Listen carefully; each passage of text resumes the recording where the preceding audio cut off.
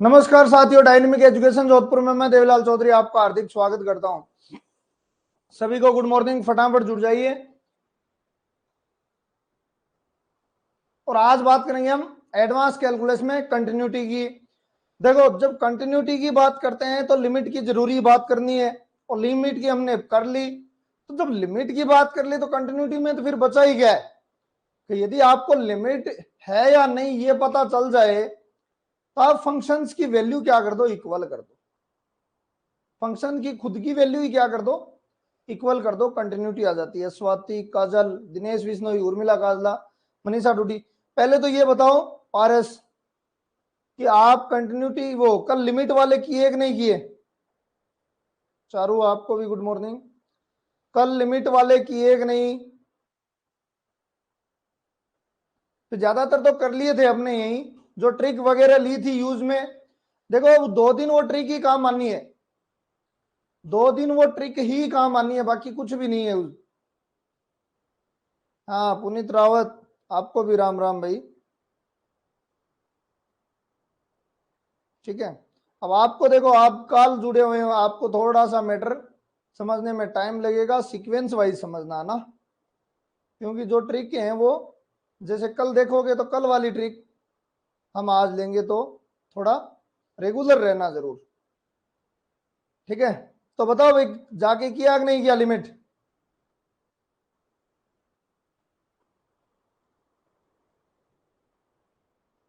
Limit जाके क्या trick थी अपने, सारा का सारा चैप्टर वही है। बस अपने को देखना फंक्शन की वैल्यू है। क्या ट्रिक थी, लिखो फटाफट कमेंटों में। पहले बहुत स्टेप थी अपने को, नीचे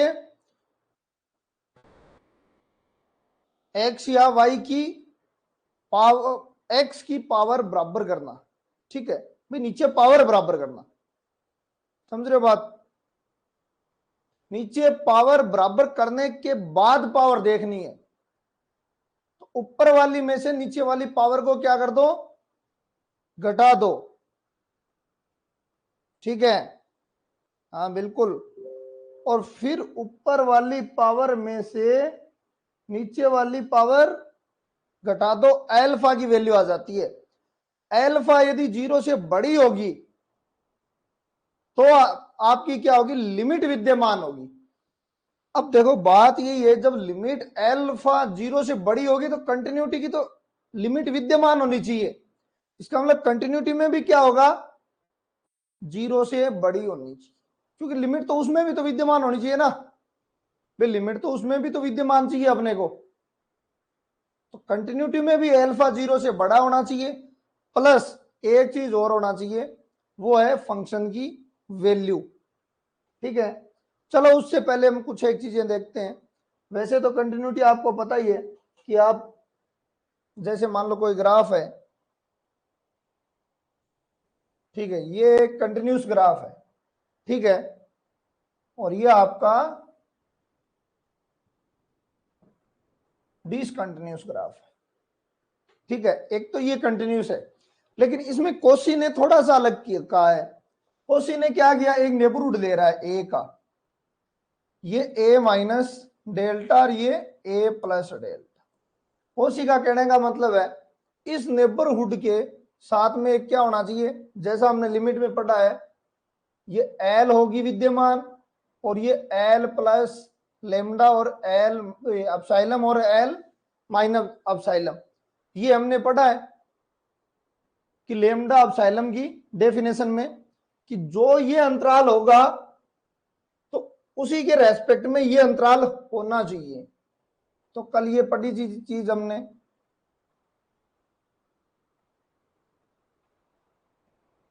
कल चीज हमने ये पढ़ी थी। अब आपको पता है ये तो एक्स की वैल्यू है, एक्स किसकी तरफ जाएगा, ए की तरफ जाएगा, तो ये एफ एक्स है, ये किसकी तरफ, एल की तरफ जाएगा। ये चीज आपको पता है भाई। जैसे ही इस अंतराल को छोटा बड़ा करेंगे तो ये अंतराल भी क्या होगा आपका, छोटा बड़ा होगा।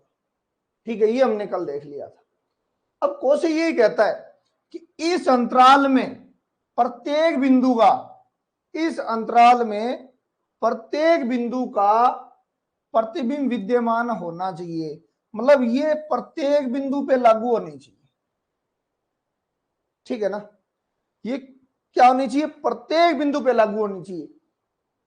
अब देखो प्रत्येक बिंदु पर लागू होने के मतलब ये एक हो जाता है ये कि भाई इस बिंदु का यहां पर क्या होना चाहिए, प्रतिबिंब विद्यमान होना चाहिए, और ये प्रत्येक बिंदु पर होना चाहिए। यहां पर प्रत्येक बिंदु पर होगा तो ये इनफाइनाइट पॉइंट हो जाएंगे और फिर ये कंटिन्यूस बन जाएगा।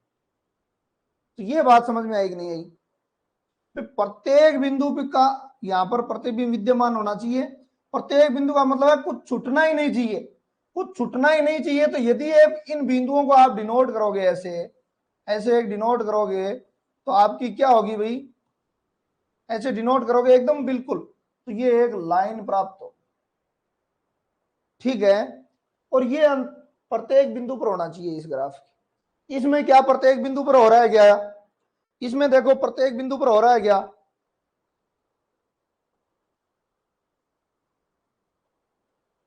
ये प्रत्येक बिंदु पर ऐसा विद्यमान है अंतराल, देखो प्रत्येक बिंदु पर विद्यमान नहीं है।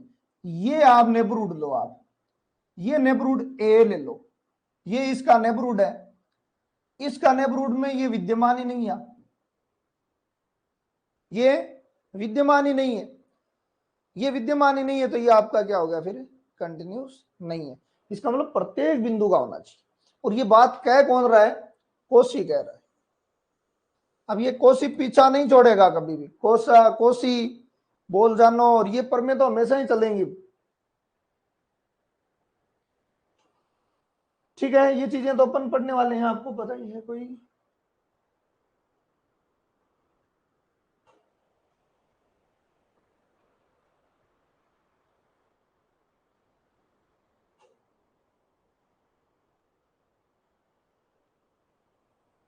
ठीक है। अब देखो सातत्य कोसी वाली परिभाषा तो हमने देख ली कि ये F x minus F A epsilon से छोटा होगा यदि कब, when x minus A delta में हो। तो ये चीज तो हमने देख ली। अब एफ एक्स प्रत्येक के लिए बात कर रहा है, ये एफ ए माइनस अपसाइलम तो एफ ए प्लस अपसाइलम, ठीक है। प्रत्येक नेबरहुड की बात कर रहा है ना। तो ये तो हमने यही चीज है जो पढ़ी है पूरी एकदम अच्छे से। ये जो एफ एक्स है, अब मैं एक चीज पूछूंगा आपको, F A minus अपसाइलम F A plus अपसाइलम में होना चाहिए, मतलब ये एफ एक्स, इसके लिए ये आपका एक्स क्या होना चाहिए, एक्स ए माइनस डेल्टा और ए प्लस डेल्टा। अब देखो लिमिट में और इसमें अंतर क्या है फिर, कोई बता सकता है भाई। एक तो सीधी सी बात है कि फंक्शन की वैल्यू की हम बात नहीं करेंगे, ठीक है। फंक्शन की वैल्यू की बात हम कंटिन्यूटी में करते हैं, लिमिट में नहीं करते। तो कोई बता सकता है मतलब इस डेफिनेशन में और लिमिट वाली डेफिनेशन में डिफरेंस क्या है, मेनली डिफरेंस क्या है। मैंने एक बात कही थी, बस वो यदि दिमाग में आ गई ना तो आप पकड़ जाओगे, और अभी भी मैं बोला है उसी से भी पकड़ सकते हो। तो कोई बता सकता है लिमिट में और इसमें डिफरेंस क्या हुआ फिर, नेबरहुड की कमी है बस। अंतर नेबरहुड की परिभाषा में देना है, फंक्शन की वैल्यू की डेफिनेशन में नहीं देना। इसका और उसके नेबरहुड में क्या डिफरेंस है, इसके और उसके नेबरहुड में क्या डिफरेंस है। भाई एक तो डेफिनेशन ये होगी कि लिमिट विद्यमान करो और फंक्शन की वैल्यू इक्वल कर दो, लेकिन एक चीज और है अंतर, उस चीज का मुझे अंतर चाहिए।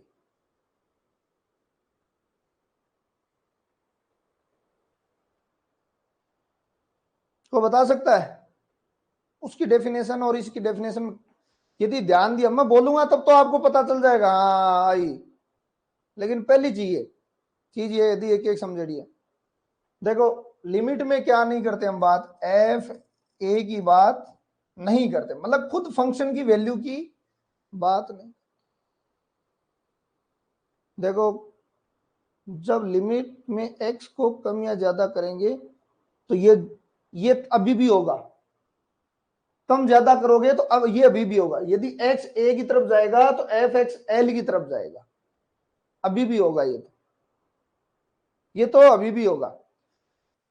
एक चीज होगी वहां पर, क्या अब आपको पता लिमिट में एफ ए की बात नहीं करते, एफ ए की बात नहीं करते ना, तो आप जाके देखना दोबारा डेफिनेशन फंक्शन की वैल्यू, हाँ नहीं नेबरहुड की बात कर रहा हूं मैं, ये तो पता ही है आपको, फंक्शन की वैल्यू की बात नहीं करते लिमिट में। इसका मतलब उसका नेबरहुड क्या होता है, बताओ नेबरहुड क्या होता है, ये पूरा होता है क्या, नेबरहुड पूरा होता है या विलोपी सामीप्य होता है या डिलीटेड नेबरहुड होता है, नेबरहुड डिलीटेड नेबरहुड होता है या फिर टोटल नेबरहुड होता है। टोटल का मतलब तो है इसके अंदर एफ ए भी विद्यमान होगा, किसी को याद है,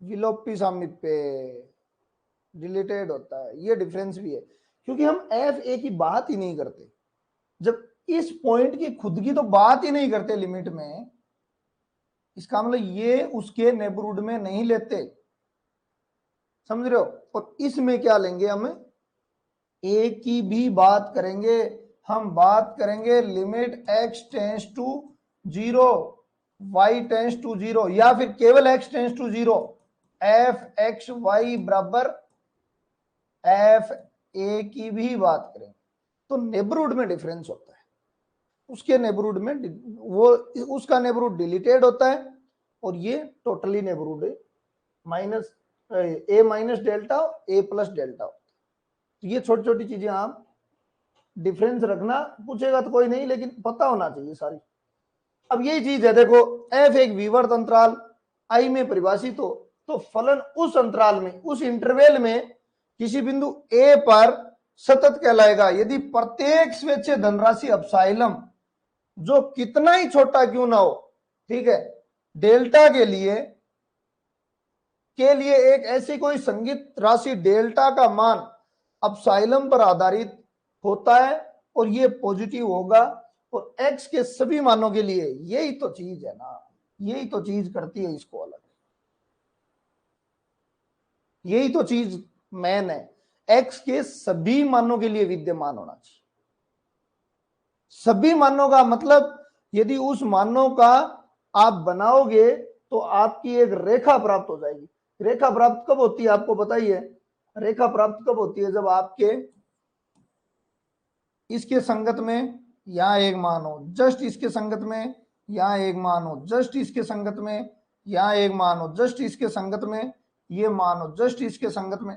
अब देखो ये रेखा बन रही है एक नहीं बन रही, ये सारे इस नेबरहुड में सारा की बात कर रहा है, जस्ट सभी की बात कर रहा है, तो ये एक रेखा बनेगी इस टाइप से, तो सभी पॉइंट पे जोड़ना।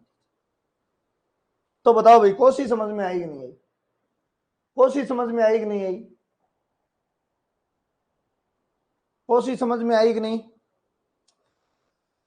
हर अपसाइलम के लिए एक डेल्टा होना चाहिए, दोनों जीरो से बड़े हैं, और प्रत्येक मान के लिए होना चाहिए, प्रत्येक मान के लिए। और दूसरा ग्राफ अपना ये है, क्या इसमें प्रत्येक मान के लिए विद्यमान है, बिल्कुल नहीं है, इसमें तो इसका नेबरहुड ही विद्यमान नहीं है, तो ये आपका क्या होगा, कंटिन्यूस नहीं होगा, ठीक है। अब नॉर्मली लैंग्वेज में तो अपन बात करते ही हैं, अंगणितीय भाषा में उपरोक्त परिभाषा में ये limit x tends to a f(x) बराबर f है, ये तो हम पढ़ के ही आए हैं, ये तो अपन पढ़ के ही आए हैं। देखो वापिस क्या बताऊं, लिमिट आ रही समझ में आइडिया है तो बढ़िया तरीका देगा जी भाई, ठीक है। नेबरहुड होना चाहिए, प्रत्येक बिंदु पर क्या होना चाहिए, यहां प्रतिबिंब विद्यमान होना चाहिए, ठीक है, कोई बिंदु छूटेगा नहीं, प्रत्येक बिंदु की जब बात करोगे ना, इस बिंदु का यहाँ मतलब ऐसे जाओगे, मतलब यहां भी पॉइंट होना चाहिए, यहां भी पॉइंट होना चाहिए, देखो ऐसे पॉइंट होना चाहिए,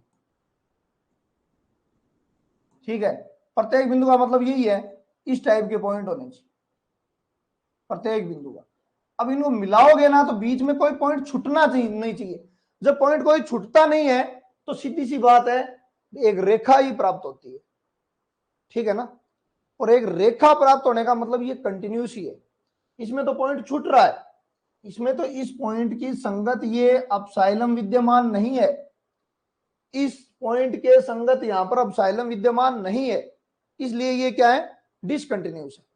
हाँ, इन्हीं पॉइंटों के अकॉर्डिंग भी यहां पर अपसाइलम हो जाएगा तो ये भी कंटिन्यूस हो जाएगा, क्योंकि ये भी मिल जाएगा,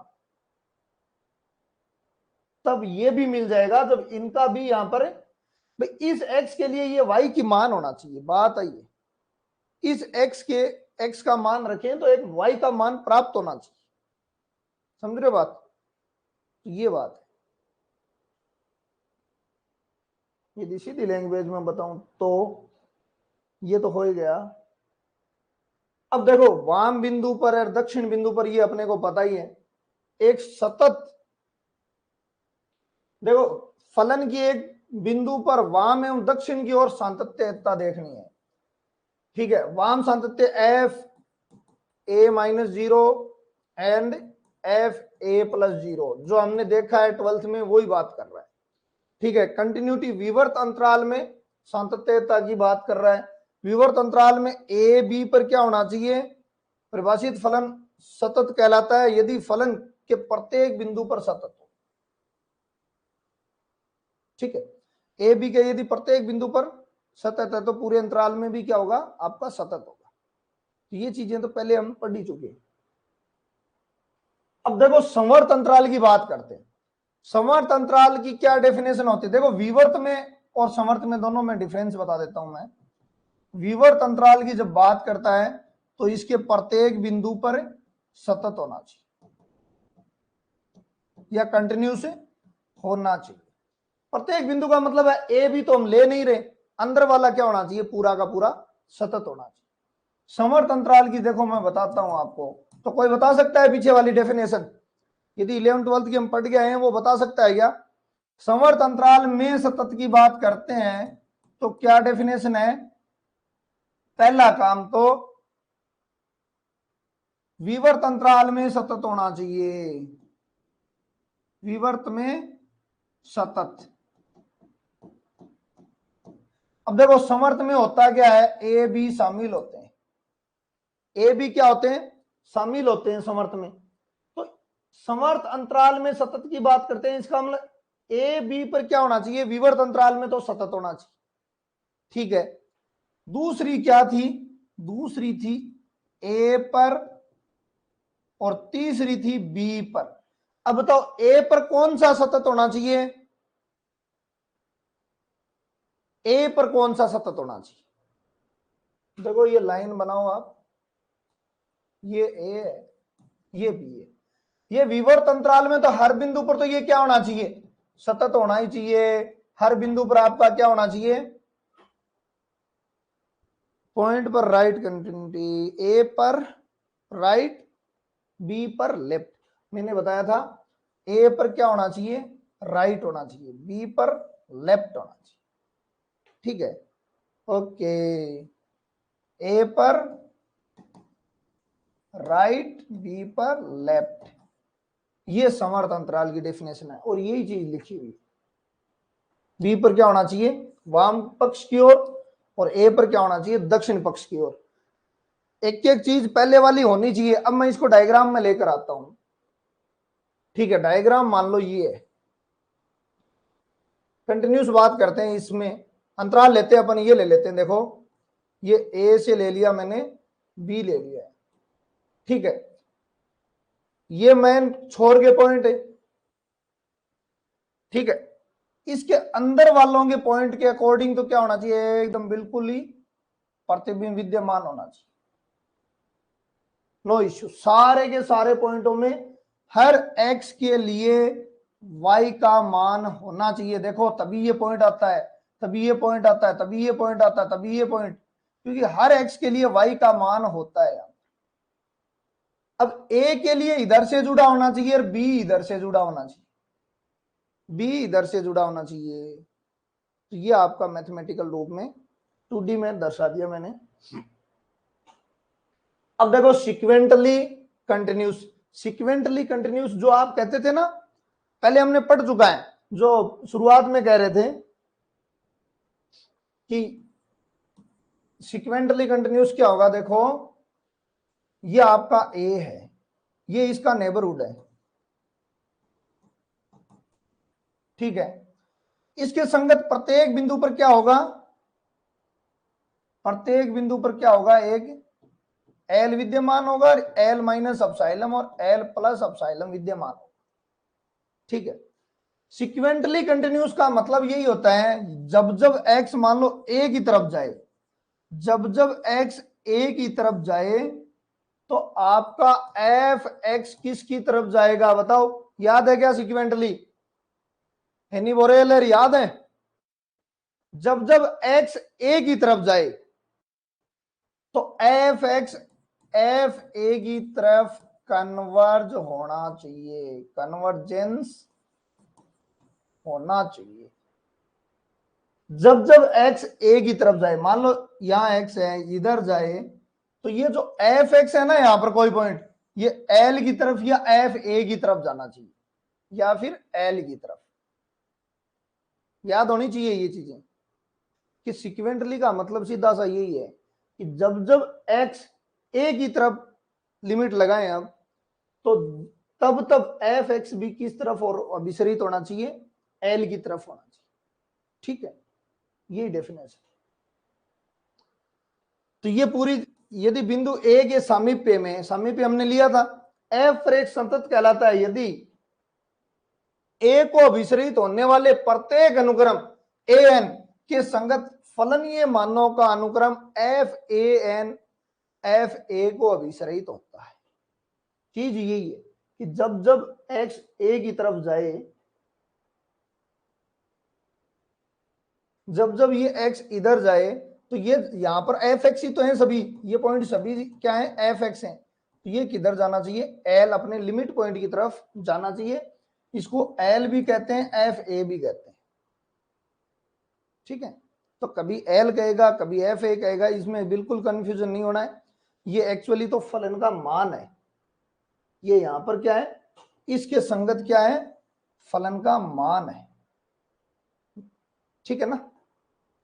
इसके संगत क्या है, फलन का मान है। तो यदि x खुद a की तरफ जाए तो एफ एक्स किसकी तरफ जाना चाहिए, l की तरफ जाना चाहिए, तो वो क्या हो जाएगा आपका, सिक्वेंटली हो जाएगा और ये अनुक्रम में लागू होना चाहिए, तभी सीक्वेंस कंटिन्यूस हो जाएगा।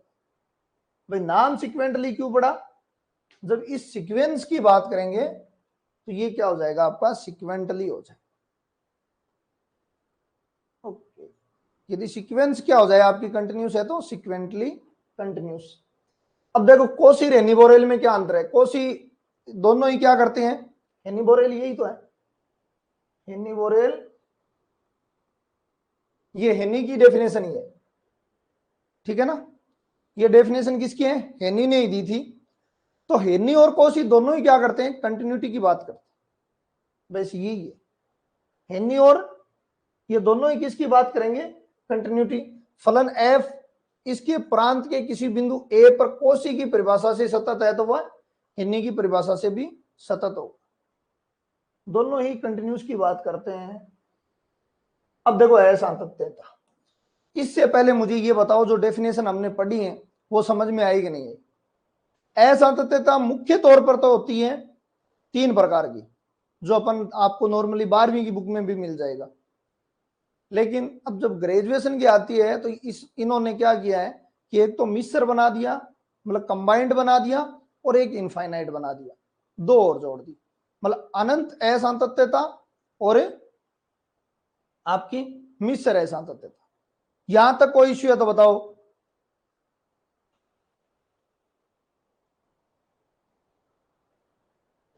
भी सिक्वेंटली क्या होना चाहिए, एक सीक्वेंस, यदि क्या होगी, यदि यदि एन एल की तरफ जाएगा तो पूरा फंक्शन भी किधर जाएगा आपका, लिमिट की तरफ जाएगा, ठीक है। नॉर्मली हमने देख ही ली, एनी की डेफिनेशन है ये ए एन वाली सिक्वेंटली कंटिन्यूस की।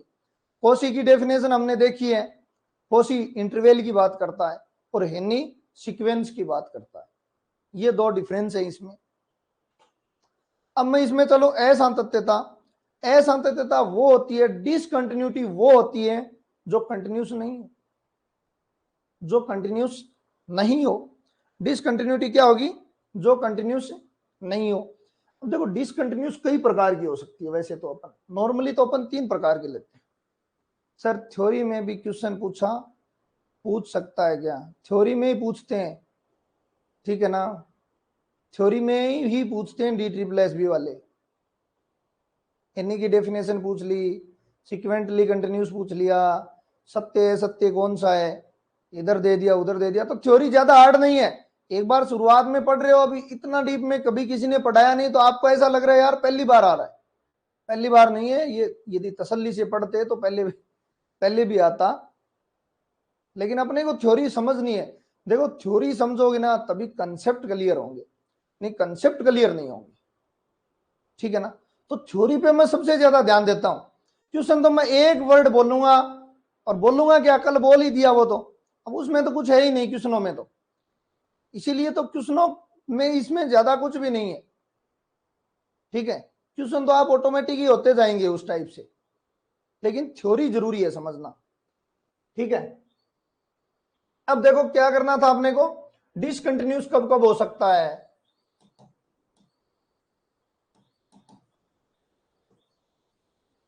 डिसकंटिन्यूस कब कब हो सकता है? देखो एक तो लिमिट विद्यमान नहीं हो, पहली कंडीशन क्या हो सकती है? लिमिट तो चलो हो गई अपनी, पहली कंडीशन क्या हो सकती है? लिमिट तो चलो मान लेते हैं विद्यमान हो गई, ठीक है। एफ प्लस ले लो,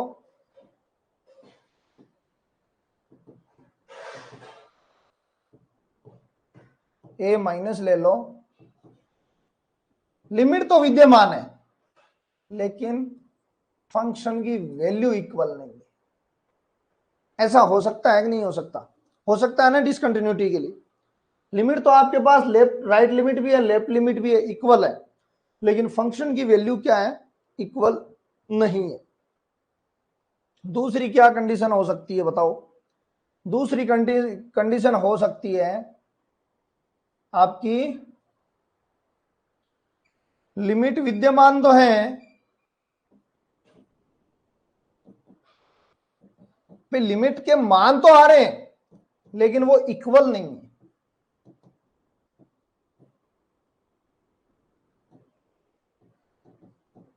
दूसरी ये हो सकती है। तीसरी क्या कंडीशन हो सकती है? तीसरी, ये दोनों लिमिट विद्यमान ही नहीं हो, दोनों लिमिट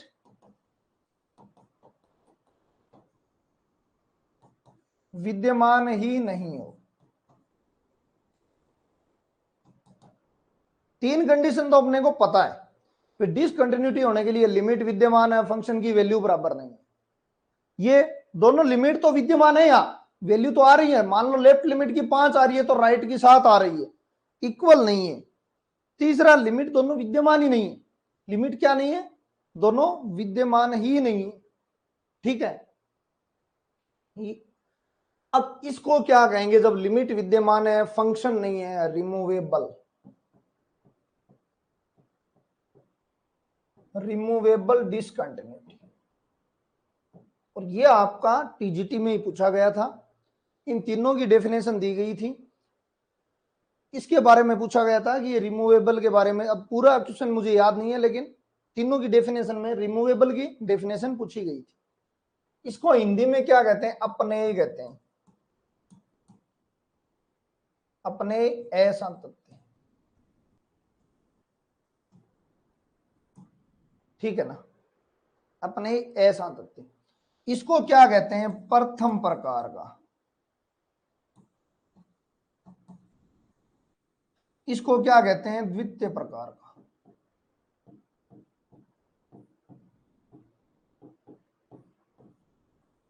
अब बताओ, तीनों मैंने बता दिए। अब देखो चौथी और पांचवी क्या कहता है। चौथी और पांचवी की बात करेंगे, उससे पहले इसको अच्छे से देख लो, इन तीनों में अंतर समझ लो। आपके सामने कंपैरिजन की हुई पड़ी है तीनों। लिमिट विद्यमान है, लिमिट विद्यमान का मतलब क्या होता है? इक्वल है लिमिट, ठीक है, लेकिन फंक्शन की वैल्यू बराबर नहीं है। तो क्या रिमूव किया है? क्या रिमूव किया है? एफ ए को रिमूव कर दो, तो रिमूवेबल हो जाएगी। फंक्शन की वैल्यू विद्यमान है लेकिन इक्वल नहीं है तो प्रथम प्रकार का हो गया। दोनों लिमिट विद्यमान ही नहीं है तो द्वितीय प्रकार का। तीसरा प्रकार, चौथा प्रकार है अपना, चौथा प्रकार है जिसमें प्रथम एवं द्वितीय दोनों प्रकार की हो। प्रथम एवं द्वितीय दोनों प्रकार की हो। अब दो चीजों का मिश्र बन गया तो इसे हम मिश्र असांतत्यता गए। ठीक, आगे एग्जांपल देखेंगे सारा कुछ। पांचवा क्या है, दोनों की वैल्यू इनफाइनाइट माइनस इनफाइनाइट आ जाए तो ये क्या हो गया, इनफाइनाइट हो गया, तो इसे इनफाइनाइट डिसकंटिन्यूटी।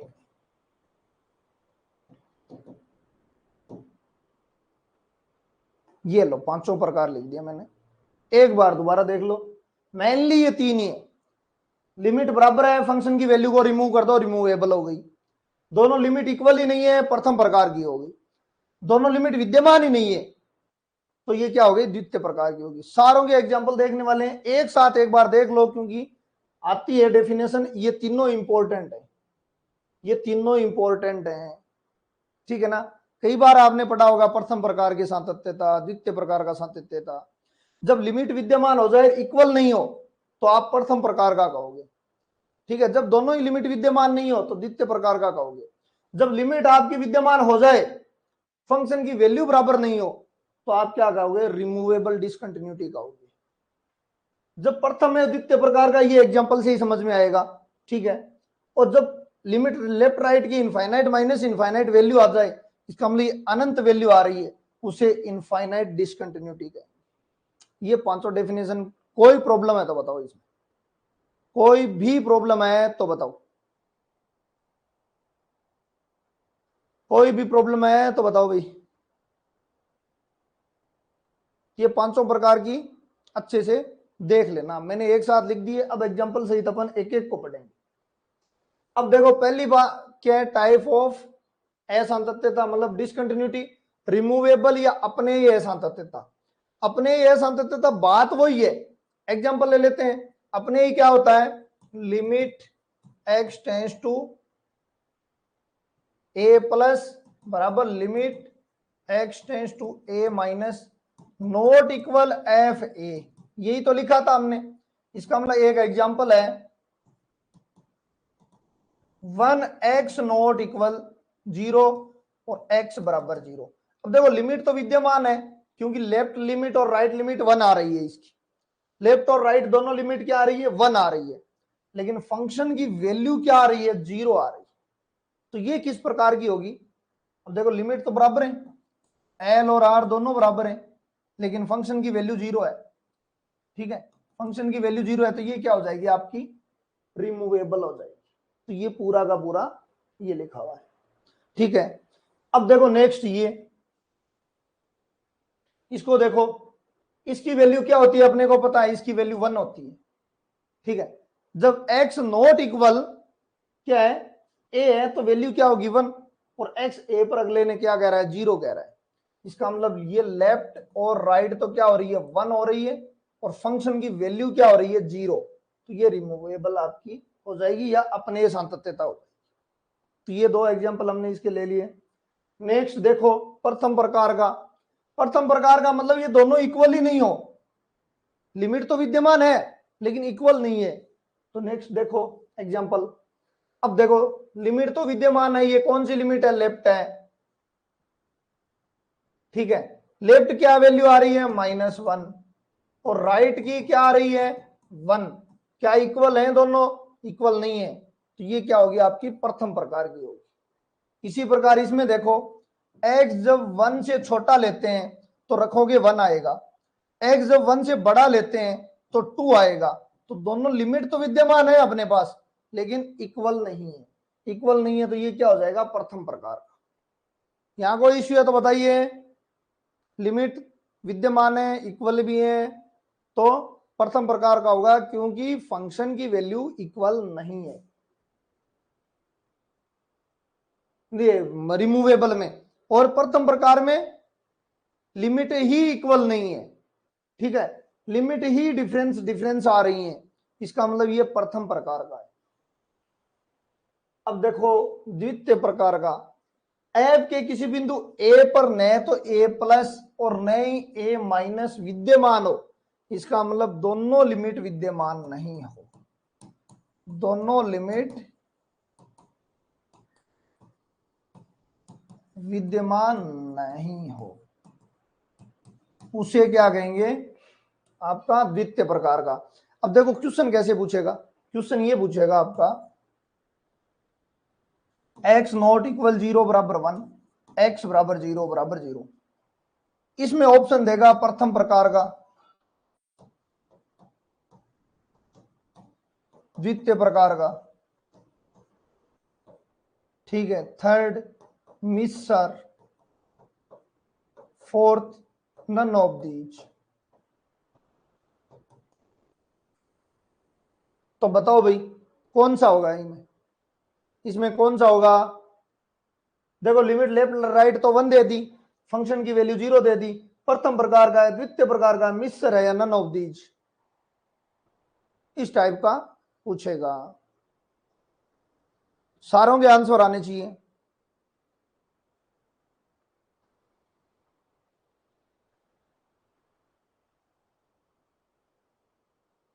सारों के आंसर आने चाहिए।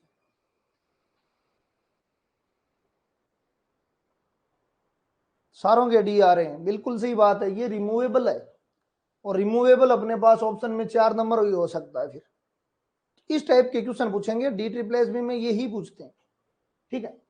अब देखो द्वितीय प्रकार की है, दोनों ही विद्यमान नहीं हो, चलो बात कर लेते हैं। अब ये एग्जांपल है, बताओ विद्यमान है क्या, लेफ्ट और राइट साइन कब वो विद्यमान होगा, मैंने बताया x की वैल्यू अल्फा 0 से बड़ा होगा तब, ठीक है, 0 अल्फा 0 से बड़ा, यहां तो अल्फा कुछ दिया ही नहीं है x की पावर, इसका मतलब अल्फा की वैल्यू 0 है, तभी x की पावर 0 1 हुआ है, इसका मतलब ये विद्यमान नहीं है, विद्यमान नहीं है। तो इस टाइप के एग्जांपल में क्या होगा आपका, द्वितीय प्रकार की असंतत्यता।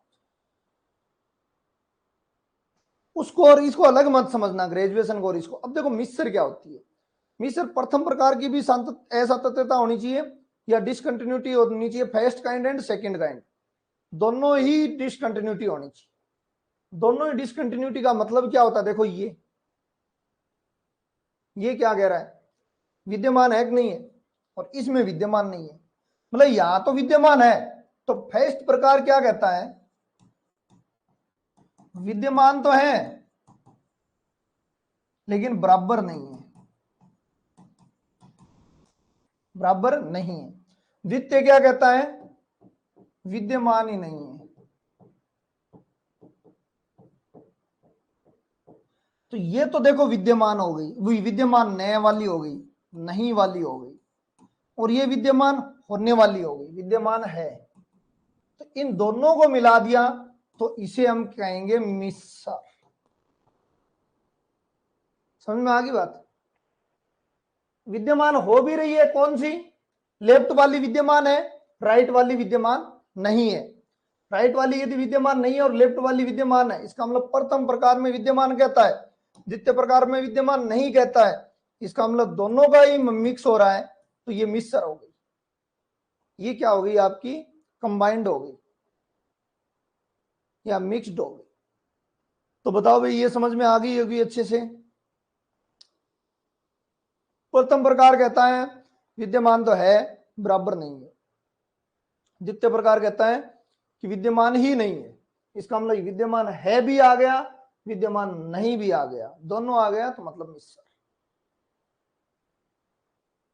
अब इसको देखो क्या होगा, देखो इसमें कौन सी नहीं है, एक तो मैंने बात बताई हमेशा याद रख लेना, -1/h की वैल्यू क्या होगी,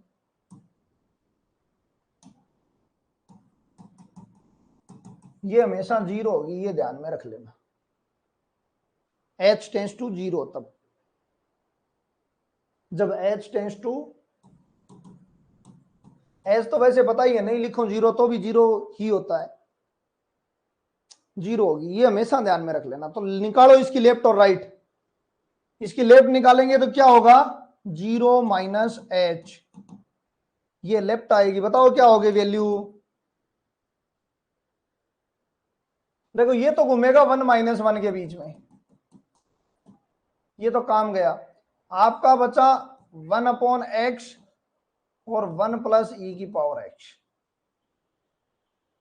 तो लेफ्ट बताओ क्या आ रहा है, 0, क्योंकि यहां माइनस एच कर दोगे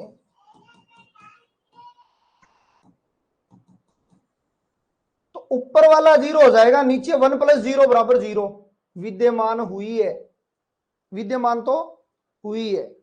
ठीक है, दूसरा देखो 0 प्लस एच, 0 प्लस एच विद्यमान नहीं होगी, विद्यमान नहीं होगी। इसका मतलब ये विद्यमान है, ये विद्यमान नहीं है, तो दोनों क्या हो गया, आपका मिक्सर हो गया। और ये एक चीज याद रख लेना ताकि आपको आसानी बन जाए। ठीक है, बाकी साइन वाला तो देखो अब 0 के गुणा में साइन वाला 1 माइनस 1 करोगे तो क्या फर्क पड़ेगा, 0 गुणा कर दे करके इसको 0 ही कर लेगा। तो ये बताओ 0 ही कर लेगा। ये क्वेश्चन जो ग्रेजुएशन वाले हैं ना वो वेरी इंपॉर्टेंट है।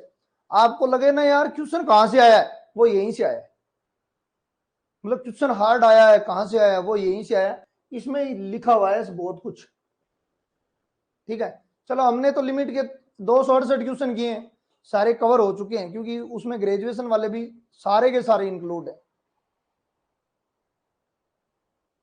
ठीक है, अब देखो इसमें ये क्या होगा, लेफ्ट तो विद्यमान हो जाएगी क्योंकि ये 0 बन जाएगा।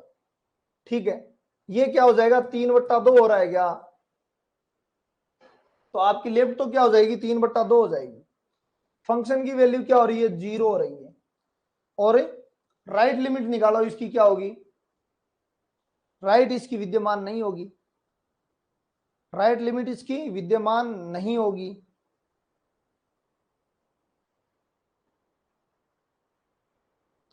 ठीक है भाई, लेफ्ट निकालोगे तब तो यहां माइनस लगेगा, ये 0 हो जाएगा और ये 0 हो जाएगा। इसका मतलब यहां पर तो 1/2 बचेगा, यहां पर 1 बचेगा, 3/2।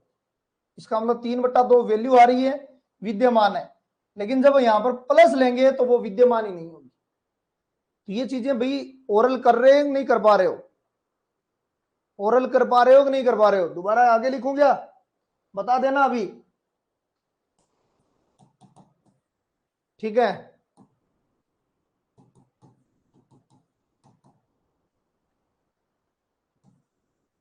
अब देखो अपन 0 बराबर ये नोट,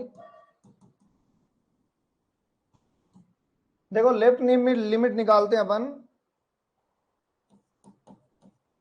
लेफ्ट लिमिट निकालते हैं तो f0 माइनस एच करेंगे, 1/2 प्लस ई की पावर माइनस 1/h, और कोस माइनस नहीं ई की क्या है आगे, ई की पावर है ना यहाँ, तभी मैं, ये लो। अब ये तो मैंने आपको पहले ही याद करवा रखा है कि पावर -1/h, 0 याद कर लेना क्योंकि काम बहुत आएगा। अब यहां पर 0 पुट करोगे और यहां पर 0 पुट करोगे तो यहां तो क्या हो जाएगा, 1/2 ही बचेगा। और यहां पर cos 0 की वैल्यू क्या होती है, 1 होती है। इसका मतलब ये विद्यमान हो जाएगा। तो लेफ्ट विद्यमान हो जाएगी, राइट अपने को देखने से पता चल रहा है कि 0 नीचे रखोगे इनफाइनाइट आएगा, तो ये विद्यमान नहीं होगी। तो ये मिक्सर में आ गया। ऐसे ही एग्जाम्पल आते हैं।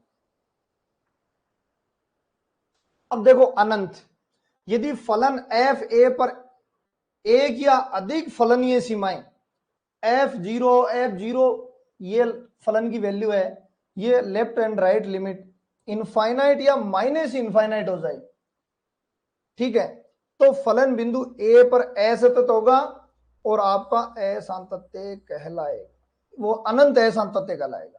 मतलब माइनस इनफाइनाइट या इनफाइनाइट हो जाए तो इसे हम इनफाइनाइट डिसकंटिन्यूटी कहेंगे,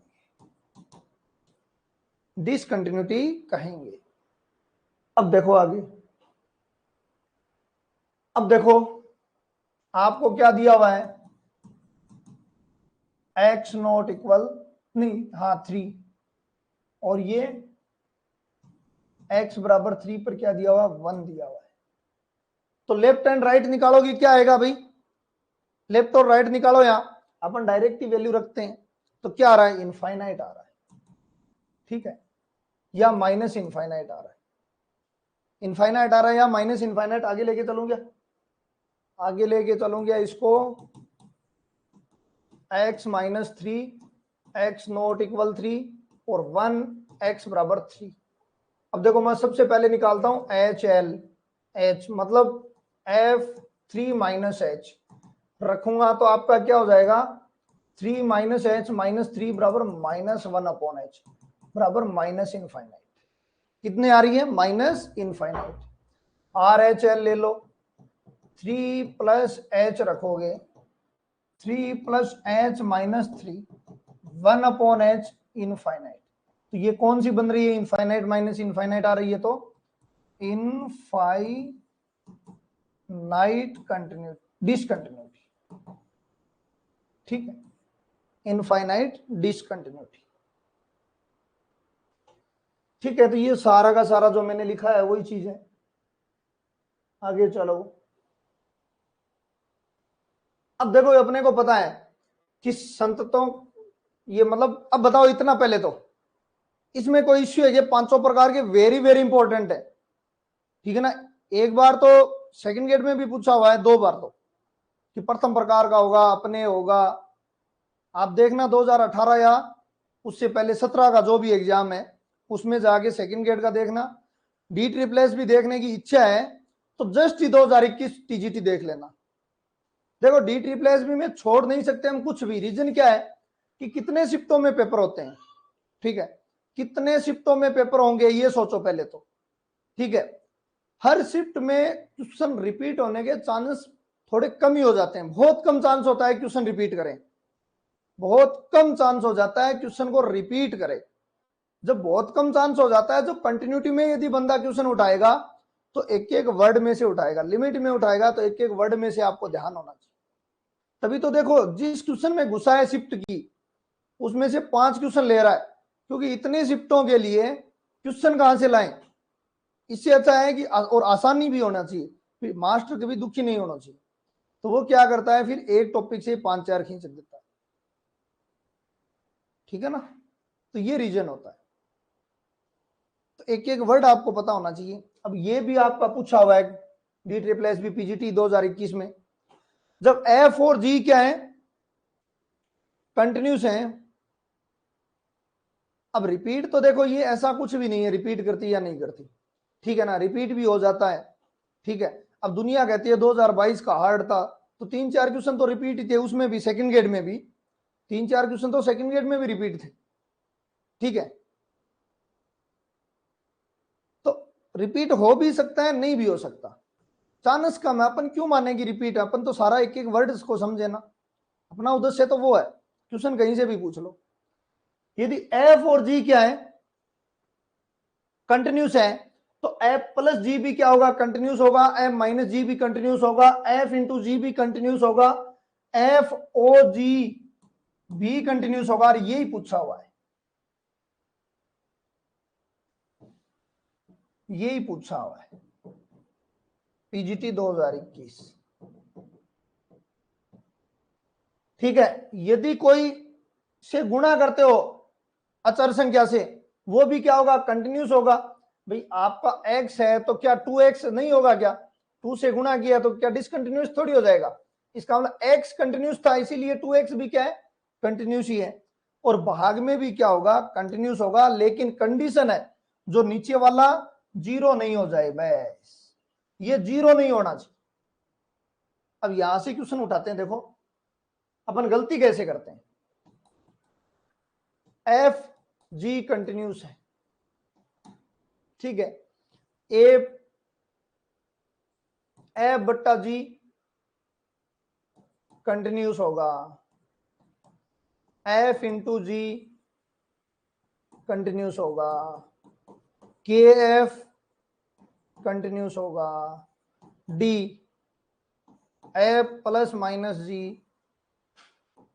कंटिन्यूस होगा। एफ जी कंटिन्यूस है तो आपको बताना है रोंग कथन, आपको बताना है रोंग कथन। बताओ, सारा चीज तो हमने पढ़ी है, रोंग फिर कहां रह गया? रोंग फिर कौन सा रह गया?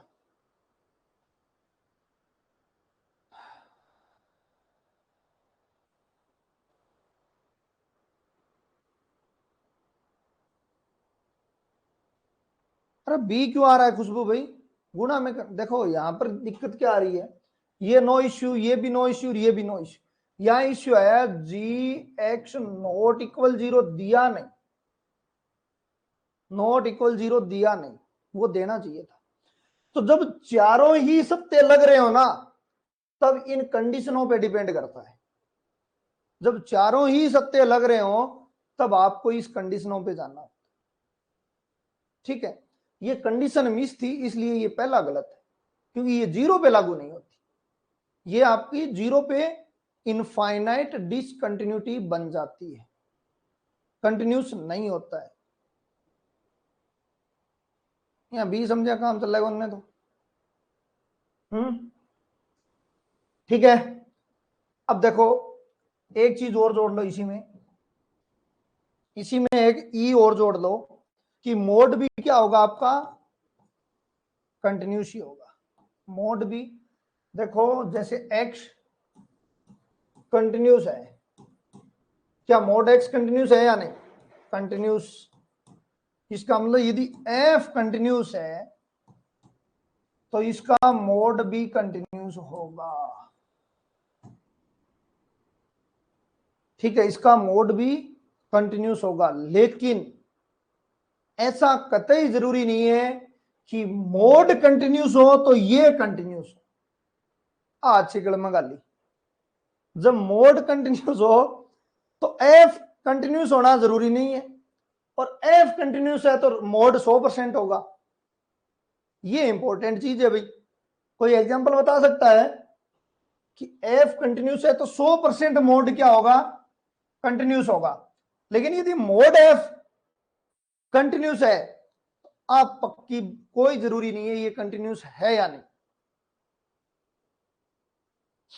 को बता सकता है इसका एग्जांपल? चलो मैं ही बता देता हूं। हाँ, कन्वर्ज नोट ट्रू का मैं एग्जांपल पूछ रहा हूं, कन्वर्ज नोट ट्रू, तो मैं ही बता रहा हूं बात। अपन बना लिया एग्जांपल, एग्जांपल अपन बना लेते हैं।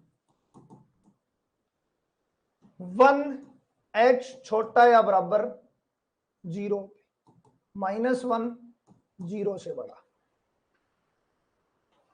बताओ एफ कंटिन्यूस है क्या? एफ कंटिन्यूस है, एफ कंटिन्यूस है या डिसकंटिन्यूस है?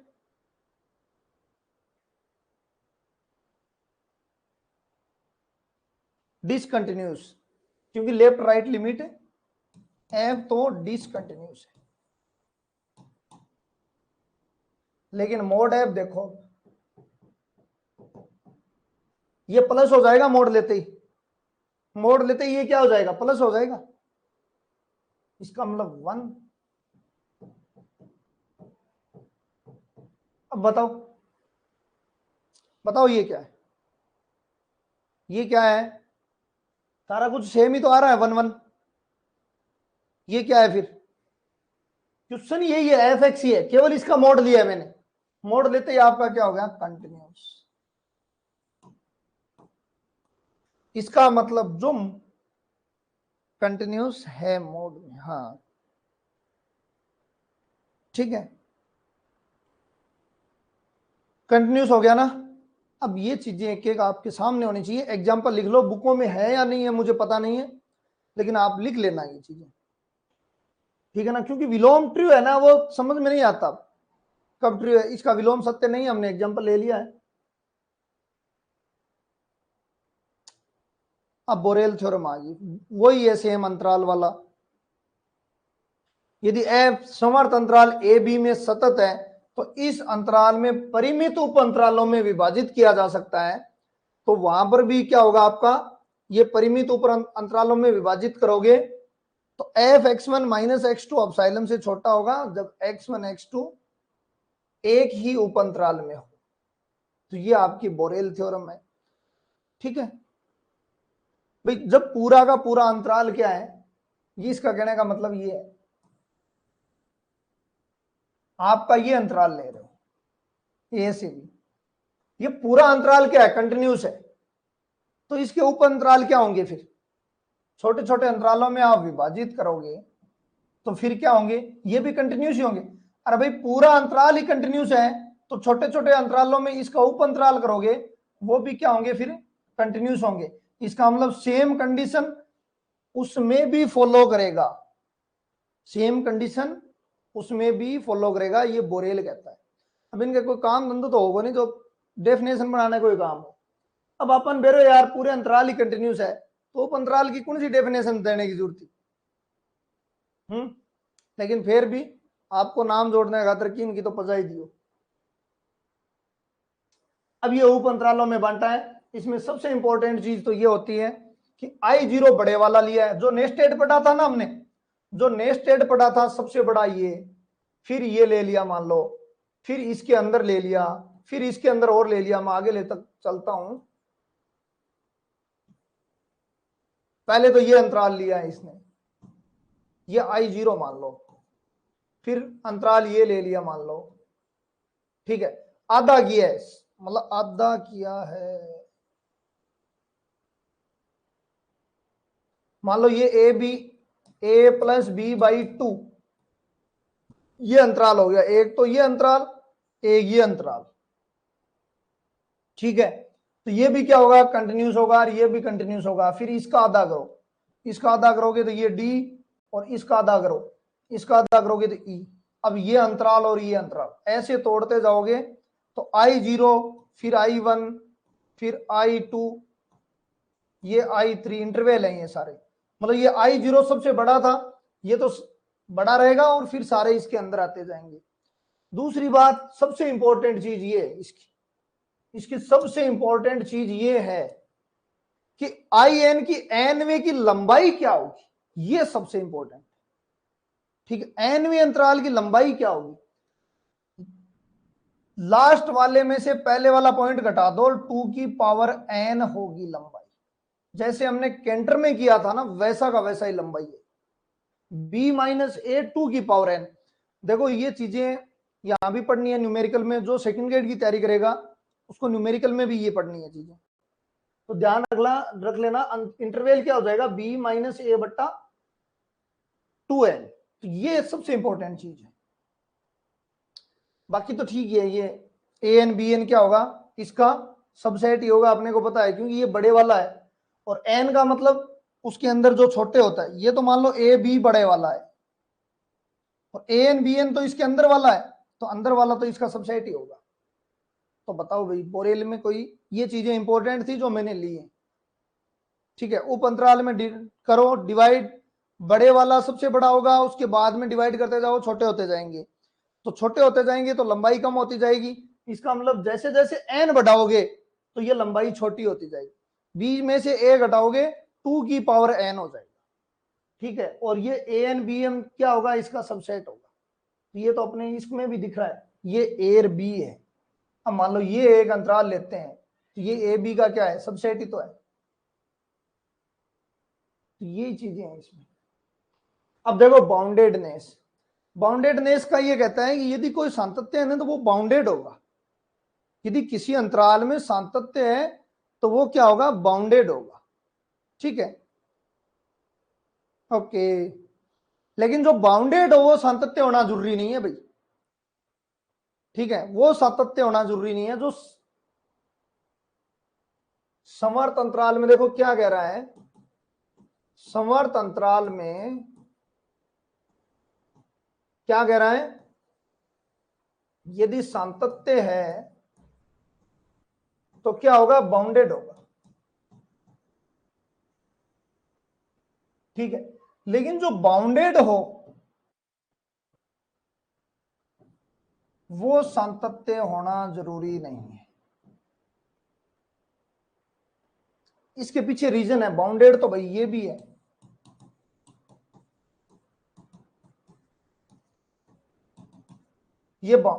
ये सातत्य जरूरी नहीं।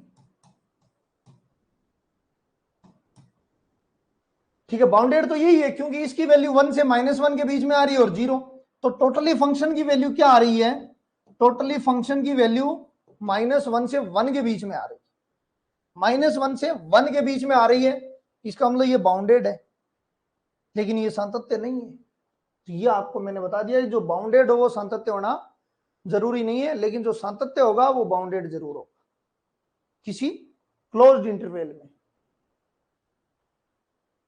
अब देखो मोस्ट थ्योरम, अब ये उच्चक निम्नक वही बाउंडेड वाली आ गई। यदि किसी फलन में समवर्त अंतराल ए बी में सतत है तो वह उस अंतराल में कम से कम एक बार उच्चक निम्नक जरूर ग्रहण करेगा। सही बात है। यदि क्या कह रहा है, सतत है भाई, कोई भी फंक्शन है मान लो सतत है, तो वो आप कोई भी इंटरवल लोगे उसमें एक बार उच्चतम और या एक बार निम्नक जरूर, मतलब दोनों में से एक जरूर ग्रहण करेगा। इसके पीछे रीजन ही है, देखो जो सतत है वो टूटेगा कहीं से भी नहीं, वो ग्राफ टूटेगा कहीं से भी नहीं, इसका मतलब एक बार उच्चक या निम्नक जरूर ग्रहण करेगा, उस अंतराल का, उस अंतराल का जरूर करेगा। ठीक है, तो ये मोस्टेड थ्योरम थी। अब ये बोल-जानो थ्योरम है। ये सारी थ्योरम्स हैं। यदि किसी फलन समवर्त अंतराल में सतत है, एफ ए और एफ बी विपरीत चिन्ह वाले हैं, तो उस अंतराल में कम से कम एक बिंदु सी अवश्य विद्यमान होगा जो एफ सी बराबर 0। अब ये क्या कह रहा है, मान लो ये कोई ग्राफ है, ठीक है, f a and f b क्या है, विपरीत अंतराल, विपरीत चिन्ह, चिन्ह ये प्लस है तो ये माइनस होगा, ये माइनस है तो ये प्लस होगा। मैं क्या कर लेता हूं, इसको प्लस ले लेता हूं और इसको माइनस, ये न्यूमेरिकल में भी काम आएंगे, ये न्यूमेरिकल में काम आने वाले हैं सारे। ऐसा नहीं है कि यहीं पे, तभी मैंने एक एक वर्ड को लिया है ताकि मुझे न्यूमेरिकल में थोड़ा आसान हो जाए। अब मुझे एक बात बताओ, ये ए है और यहां पर ये क्या हो जाएगा, एफ ए हो जाएगा। ठीक है, अब मैं यहां पर कोई बी पॉइंट लेता हूं और देखो एफ ए हमने क्या ले लिया, पॉजिटिव ले लिया, तो बी को नीचे लेना पड़ेगा, फिर ये 0 से एफ बी लेना पड़ेगा।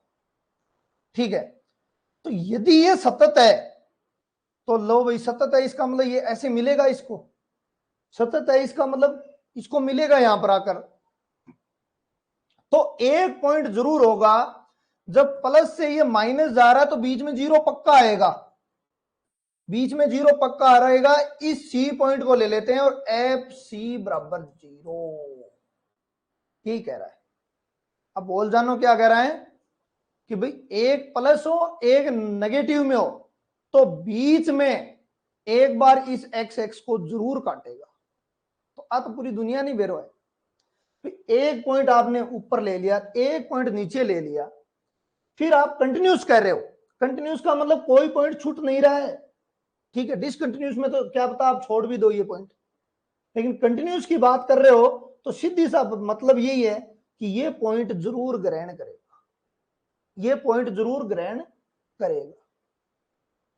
ठीक है, तो ये लागू कब होगी, एक प्लस और एक माइनस। अब दोनों ही प्लस के ले लोगे, एक यहां पर एक यहां पर, और कोई जरूरी नहीं है तब तो, लेकिन प्लस माइनस में भले ही इधर ले लो इधर ले लो कहीं भी ले लो, एक बार जरूर इस लाइन को काटेगा। इस लाइन पर हम पॉइंट सी लेंगे और जिसकी एफ सी क्या होगी, 0। ये बोल जानो, बोल जानो, ये बोलो भाई, अंतःवर्ती मध्यमान थ्योरम। यदि एक फलन समवर्त अंतराल में ये दोनों इक्वल नहीं है तो फलन उस अंतराल में एफ ए, देखो यदि एक फलन एफ में समवर्त अंतराल ए बी में सतत कंटिन्यूस है, f a f b equal नहीं है, बोल जानो क्या कहता था कि विपरीत चिन्ह के होने चाहिए, ये विपरीत चिन्ह की बात नहीं कह रहा, ये तो कह रहा है इक्वल नहीं। तो फलन उस अंतराल में एफ ए एफ बी के मध्य प्रत्येक मान को कम से कम एक बार अवश्य ग्रहण करेगा, ग्रहण करता है। देखो क्या कह रहा है, एक कोई ग्राफ बनाओ, ग्राफ बिना कुछ नहीं होगा, हमें ये पॉइंट ले लिया एफ, ये पॉइंट ए ले लिया और ये पॉइंट एफ ए हो जाएगा, सीधी बात यही है क्योंकि इसका प्रतिबिंब यहां आएगा। ठीक है, एक पॉइंट एफ बी ले लिया, ये कह रहा है कि ये कंटिन्यूस है, ये कंटिन्यूस है, तो इसके सभी मानों को एक बार जरूर ग्रहण करेगा। बताओ अब बात सच्ची है एक झूठी? भाई इसके सभी ए बी के सभी अंतरालों को देखो, एफ ए के प्रत्येक मान को कम से कम एक बार ग्रहण करेगा। देखो इसके लिए ये पॉइंट आएगा, इसके लिए ये पॉइंट आएगा, इसके लिए ये पॉइंट आएगा।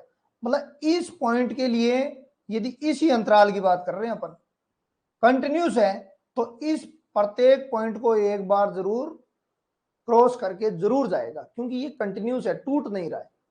टूट नहीं रहा है तो सभी की वैल्यू इसके अंदर होंगी। इस पर ये विद्यमान हो जाएगा, इस पर ये हो जाएगा, इस टाइप से ये विद्यमान सभी पॉइंटों की विद्यमान जरूर होंगी। ठीक है, समझ में आ गई बात? समझ में आ गई ना बात?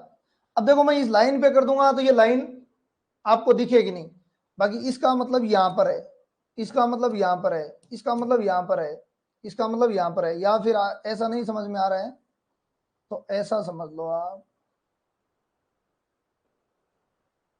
इसका पॉइंट ये था, अब देख लो कोई भी, लेकिन अब इतना प्रत्येक मान का यहां पर एक मान प्राप्त हो जाएगा केवल इस अंतराल में। ठीक है, तो ये आपके अंतर्वर्ती, अंतर्वर्ती का मतलब है अंदर ही अंदर का मामला सेट करना है। एक समान सातत्य हमने 3 बार तो पढ़ चुके हैं। एक समान सातत्य फंक्शन पे डिपेंड नहीं करेगा, सेम वही चीज है। ठीक है, डेल्टा अपसाइलम पे डायरेक्ट होगा। तो एक्स स्क्वायर 0 से 1 के बीच में क्या हो जाएगा? सातत्य, और 1/x नहीं होगा। ये हमने खूब बार पढ़ लिया। एक समान सातत्य की संकल्पना उस अंतराल से संबंध होती है, नहीं कि एकल बिंदु से, किसी पर्टिकुलर पॉइंट से। पर्टिकुलर पॉइंट से नहीं होगी, पूरे के पूरे अंतराल से डिफेंड होगी। ठीक है, और जब पॉइंट पर निर्भर करने लग जाए ना, उसका मतलब वो ओनली कंटिन्यूस है। ठीक है, तो ये तो हमने पढ़ चुके हैं पूरी एकदम पीछे से। अब देखो दो चरों की सातत्यता, दो चरों की सातत्यता का मतलब यही है कि आप एफ एक्स वाई, जो लिमिट पड़ी ना, limit x tends to 0, y tends to 0, limit विद्यमान कर लो और फिर फंक्शन की वैल्यू विद्यमान कर लो, फंक्शन की वैल्यू विद्यमान कर लो, दो चरों की सातत्यता आ जाएगी। जो भी कल, ये तो हमने कल पढ़ लिया था, फलन की वैल्यू दी होगी, हम इक्वल कर देंगे। सारा काम वही है, दूरी निकालना और सब कुछ, कोई डिफरेंस नहीं है। अब क्वेश्चन आ गए, देखो क्वेश्चन भी वही आएंगे, क्वेश्चन भी वही आएंगे। मुझे ये बताओ लिमिट विद्यमान है कि नहीं? अब अपना क्या है कि सेकंडों का काम है, ज्यादा मैटर नहीं है, 5-1 मिनट में चेप देंगे, 10 पेज है। बताओ लिमिट विद्यमान है कि नहीं? अब आपको दिख तो रहा है ना, थोड़ा कलर मैच गलत हो गया ना, थोड़ा सा कलर मैच गलत हो गया। देखो नीचे पावर मैच करो, पावर क्या है? सेम है। ठीक है, पावर सेम है तो अपने को पावर डायरेक्ट जोड़नी है, क्योंकि y बराबर x रख सकते हैं। ऊपर 3 पावर, नीचे, तो अल्फा की वैल्यू 3 - 2 = 1। इसका मतलब लिमिट विद्यमान है, इसका मतलब लिमिट है, लिमिट विद्यमान है। लेकिन जब भी लिमिट विद्यमान होती है तो इसकी वैल्यू क्या होती है? जब भी लिमिट विद्यमान है तो उसकी वैल्यू 0 होती है, 0 0 पर। जब भी लिमिट विद्यमान है, इसका मतलब x कॉमन आ रहा है, यहां पर भले ही कुछ भी हो, तो इस x की जगह 0 रखते ही वैल्यू क्या हो जाती है? 0। इस बात का आपको पता होना चाहिए। हम 0 रखेंगे, x के गुणा में भले ही कुछ भी हो, ये x सबको 0 कर देगा, ये x 0 कर देगा। इसका मतलब लिमिट का मान तो क्या है? 0। फंक्शन की वैल्यू 1 है। तो बताओ सतत है या असतत है? सतत है या असतत? यदि असतत है तो कौन से प्रकार का है? कैमरा हिल रहा है क्या?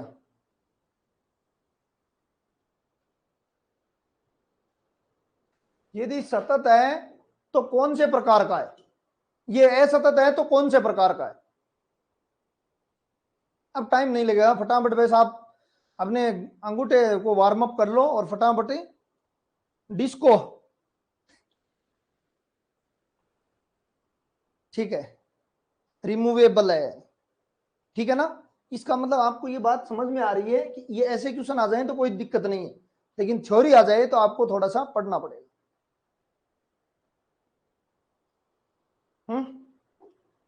तो ये लिमिट की वैल्यू 0 आ गई, फंक्शन की वैल्यू 1 आ गई, रिमूवेबल हो गया। ओके, बताओ इसको।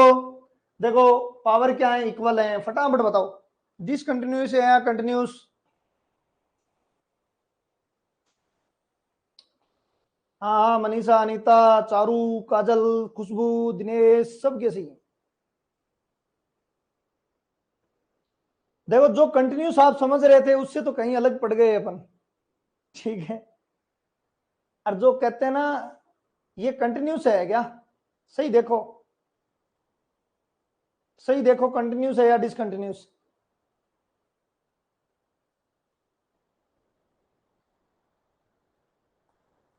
सही देखो, आधों की डिसकंटिन्यूटी आ रही है, आधों की कंटिन्यूटी, क्या सिस्टम है आपका? लिमिट विद्यमान नहीं है देवताओं। अरे अल्फा की वैल्यू 0 आ रही है, 0 से बड़ी लेनी ने। अल्लाह भूल गया वाला एलडी चीज, एलडी चीज भूल गया। तो कौन सा डिसकंटिन्यूटी है ये बताओ। जब लिमिट विद्यमान, विद्यमान तो है, इक्वल नहीं है। लिमिट विद्यमान है, इक्वल नहीं है। हाँ तो अगली चीज सिखा दे, एलडी भूल जाओ, थारो काम जोर को है।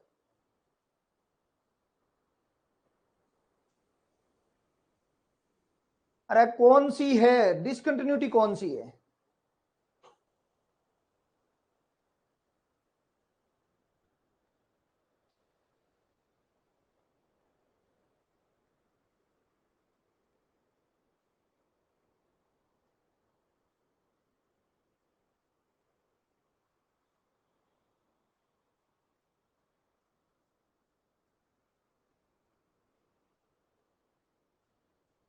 रिमूवेबल ठोक रहे हैं सारा, ठीक है। जब लिमिट विद्यमान ही नहीं है, रिमूवेबल कहां से होगा यार? रिमूवेबल तो तब होता है जब लिमिट विद्यमान हो। सारा एक ही भाई पार्टी पड़ रखी है।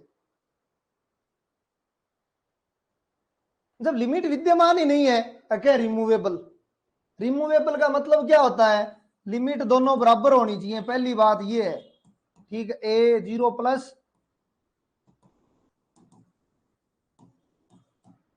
ये दोनों इक्वल, क्या लिमिट विद्यमान है इसमें? हाँ ठीक है भाई, ये 0 है, 0 नहीं आ रही अपनी, लेकिन रिमूवेबल की डेफिनेशन क्या होती है? ये होती है, ये रिमूवेबल की है, रिमूवेबल की ये डेफिनेशन है। जब लिमिट विद्यमान नहीं हो, दोनों लिमिट विद्यमान नहीं हो, तो सेकंड प्रकार का होगा। और फर्स्ट प्रकार का होता है लिमिट तो विद्यमान हो, इक्वल नहीं हो। बताओ ये वापिस आ गया क्या? ये बताओ, थोड़ा सा कलर मैच हो गया ना, गड़बड़ दिखने में कोई इश्यू आ रहा है क्या आपको? मैं लिख देता हूं ना। कहते आया तो दिखने में दिक्कत को नहीं, नया आया तो मैं कहते कहना कलर गड़बड़ है, इसलिए आंसर कौन दे रहा। आया तो जो धुंधो भी दिखे ने तो ये आंसर पहली बहुत देगा, नया आया कलर गड़बड़ है, ठीक है। आई तो बात है, नहीं आएगा तो कलर में गड़बड़ है, हमारी कोई गलती नहीं है। आ रहा है तो भले ही आधो ही दिखे तो ही आंसर दे दे,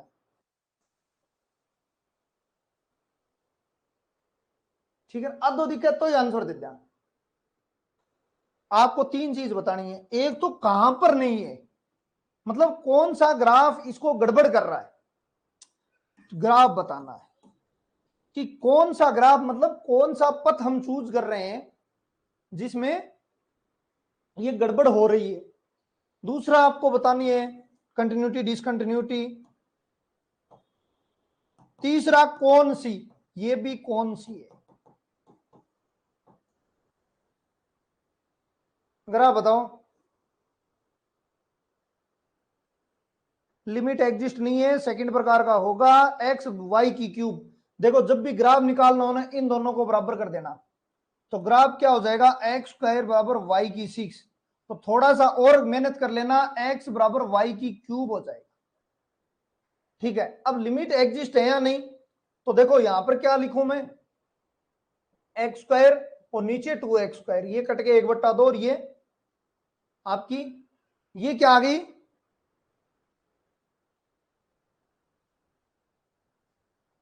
तो लिमिट एग्जिस्ट नहीं है। ठीक है, अब इसका बता दो आप, ये तो इक्वली पड़ा है, 4 में से 2 गए, 2 ठीक है, ये हो जाएगा सातत्य, नो इश्यू, ये सातत्य हो जाएगा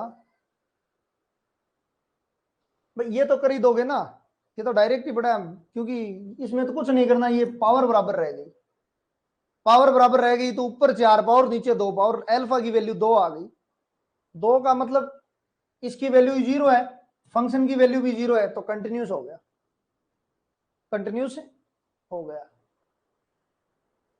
ठीक है, नेक्स्ट, अब ये बताओ, ये सारे कल के किए हुए क्वेश्चन है। अब देखो यहां पावर, पहली बात तो इक्वल है, फिर ठीक है, पावर स्क्वायर लगी है लेकिन रूट लगा दिया, इसका मतलब इसकी वैल्यू एक ही होगी, ऊपर 2, 1 घटाया 1 बचा अल्फा, अल्फा यदि 0 से बड़ा है तो ये लिमिट विद्यमान है, इसकी वैल्यू भी 0 होगी, इसका मतलब ये भी 0, ये भी 0, तो ये आपका सतत हो जाएगा, ये आपका कंटिन्यूस हो जाएगा। ठीक है, चलो आगे,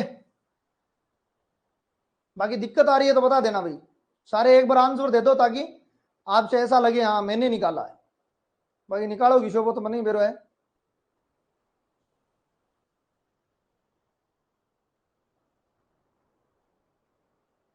ठीक है, ये कंटिन्यूस हो जाएगा आपका। अब बताओ ये कंटिन्यूस है या नहीं,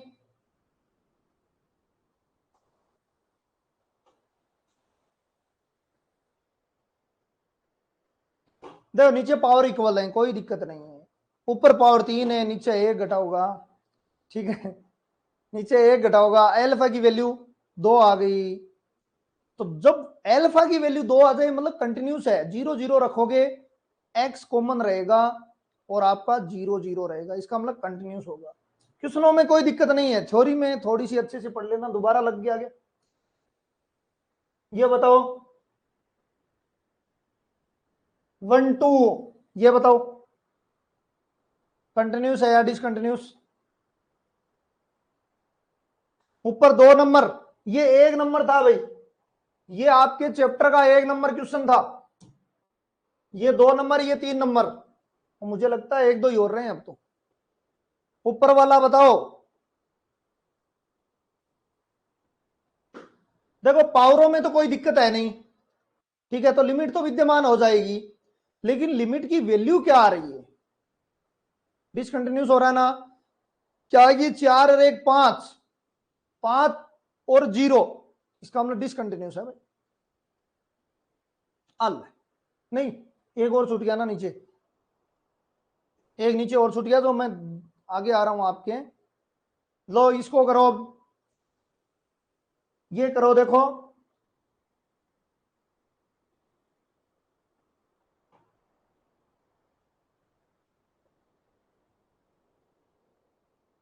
सीमा विद्यमान है, मतलब लिमिट क्या है आपकी, 5 आ रही है, लेकिन बराबर नहीं है, इसका मतलब कौन सा है ये रिमूवेबल हो गया ना, रिमूवेबल हो गया।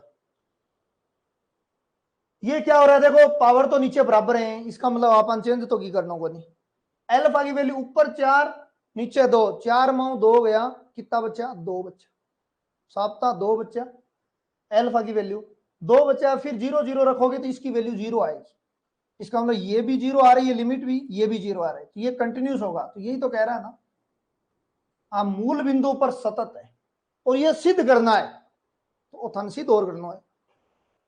ठीक है, आप ओरली काम कर दिए इसे। ठीक है, तो ये आपकी कंटिन्यूस लो, खत्म। आज थोड़ा जोर आया मन मेरा थ्योरी में। क्वेश्चन यदि आ गए तो आप नहीं छोड़ोगे, कितना भी हार्ड क्यों ना हो। आपको ट्रिक अप्लाई ऐसी करवा दी, कहीं भी दिक्कत नहीं आएगी, खुद करोगे।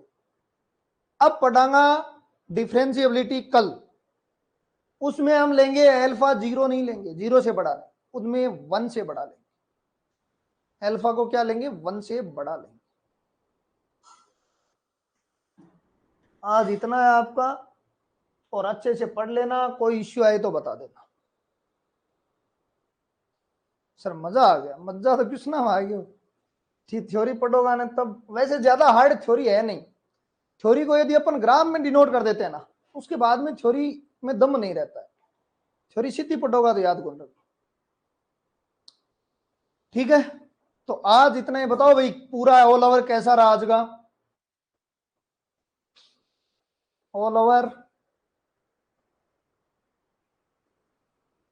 थ्योरी में भी, थ्योरी अच्छी होगी तो अच्छी बात है, क्योंकि क्वेश्चन भी देखो 10 सेकंड का मुश्किल से है, देखते ही आंसर मारना, देखते ही आंसर मारना। लिखना लुखना तो कुछ है ही नहीं, जिक्के ही है जी, जिक्के में भी ज्यादा टाइम लगता है इससे। सर एक क्वेश्चन बुक में डिसकंटिन्यूस रखा है, कौन सा? 1 नंबर क्वेश्चन बुक में डिसकंटिन्यूस रखा है, डिसकंटिन्यूस रखा है। देखते हैं भाई, क्वेश्चन मैच होना चाहिए। 1 नंबर 2 नंबर का लेना देना नहीं है अपने को, 1 नंबर ये है।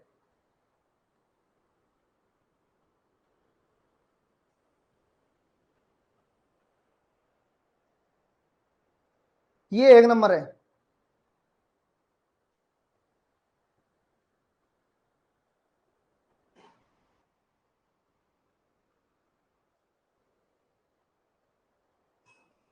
तो कंटिन्यूस कर लो बेटे, वहां पर कंटिन्यूस कर लो। डिसकंटिन्यूस दे रखा है तो कंटिन्यूस कर लो वहां पर, लेकिन दे तो रखा है क्या, ये तो बात सही है। देखते हैं,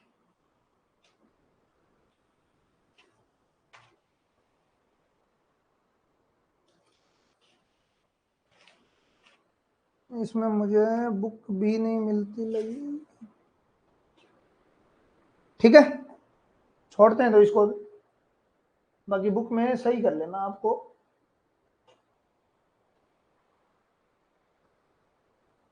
ठीक है, ओके।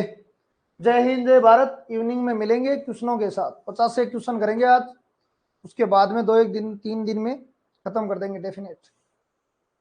ठीक है, तो पढ़ो जाके।